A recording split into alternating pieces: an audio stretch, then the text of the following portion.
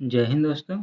ये जो वीडियो हम बनाते हैं ये आपके लिए बहुत लाभदायक है क्योंकि आप हर जगह से बहुत जगह से फाउंडेशन हिस्ट्री पढ़ लेंगे, लेकिन कैसे रिवाइज करना है, कम समय में बहुत सारे फैक्ट्स कैसे देखना है ताकि एक बार देख लो, 2 बार देख लो और उसको कम समय में देखो, ताकि जब एग्ज़ाम आ जाए तो आपकी रिवाइज करने का क्रम जितना अधिक रहेगा, जितनी बार रिवाइज करेंगे उतना ही आप फ़ायदेमंद दूसरों से मतलब रेस से या भीड़ से अलग रहेंगे।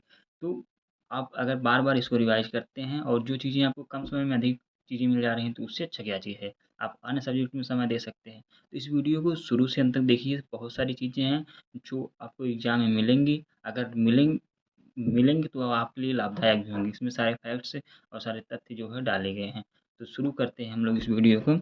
रॉलेट एक्ट क्या होता है? रॉलेट एक्ट कब आया? 1919 में आया। पूछा गया है, मतलब बहुत बार क्वेश्चन आया है रॉलेट एक्ट कब आया? रॉलेट एक्ट जो है 1919 में आया। रॉलेट एक्ट पास होने से पहले सरकार ने जो है एक समिति बनाई। उस समिति के अध्यक्ष जो है जो न्यायाधीश थे सिडनी रॉलेट को बनाया गया। इसकी रॉलेट एक्ट की जो समिति थी उसके अध्यक्ष किसके बनाए गए? सिडनी रॉलेट बनाए गए। उन्हीं के नाम पर रॉलेट एक्ट बना।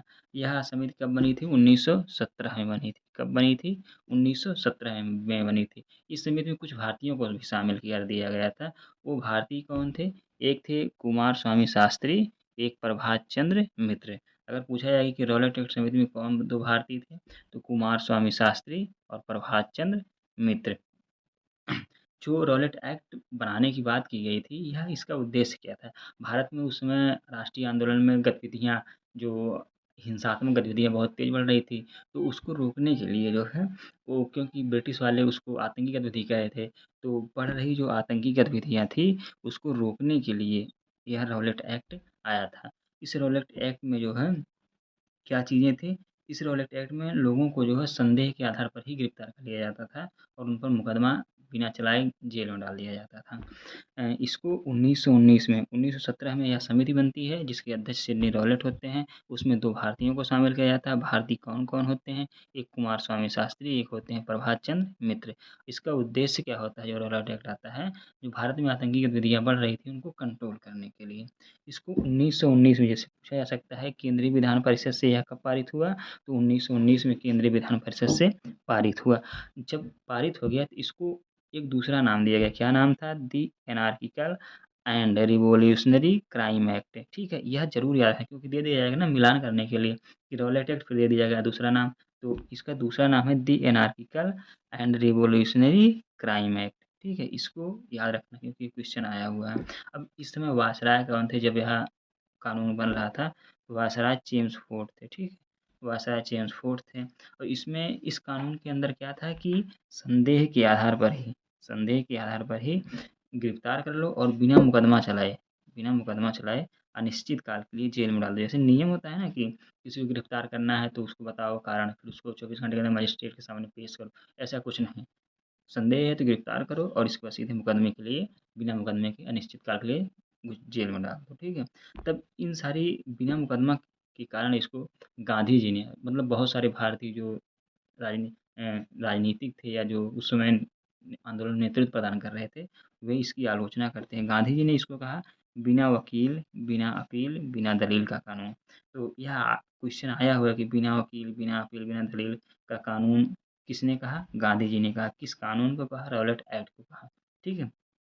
और जिन्ना जो है जिन्ना इसको कहते हैं काला कानून। यह क्वेश्चन यह भी आया हुआ है कि जिन्ना इस कानून को क्या कहते हैं? इसको काला कानून कहते हैं। किस कानून को कहते हैं? रॉलेट एक्ट को कहते हैं। ठीक है? अब इसमें गांधी जी क्या करते हैं कि इसके खिलाफ कहते हैं अब हम रॉलेट सत्याग्रह शुरू करेंगे।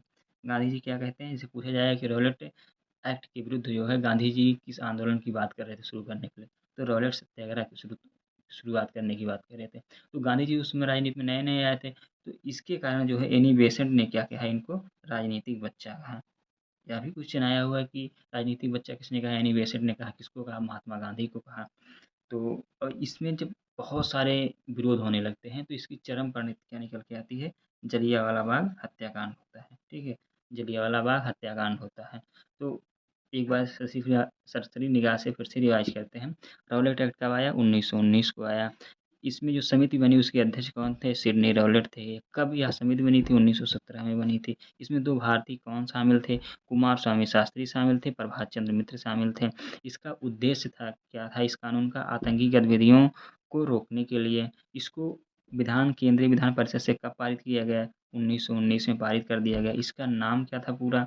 The anarchical and revolutionary crime act इसका पूरा नाम था। इस समय वायसराय कौन थे? जेम्स फोर्ड सुधार थे। इसमें चीज़ें क्या थी कि इसमें संदेह के आधार पर लोगों को गिरफ्तार कर लिया जाता था और बिना मुकदमा चलाए अनिश्चित काल के लिए जेल में डाल दिया जाता था, ठीक है? और इसके बाद गांधी जी इसको क्या कहते हैं? गांधी जी कहते हैं बिना वकील, बिना अपील, बिना दलील का कानून कहते हैं।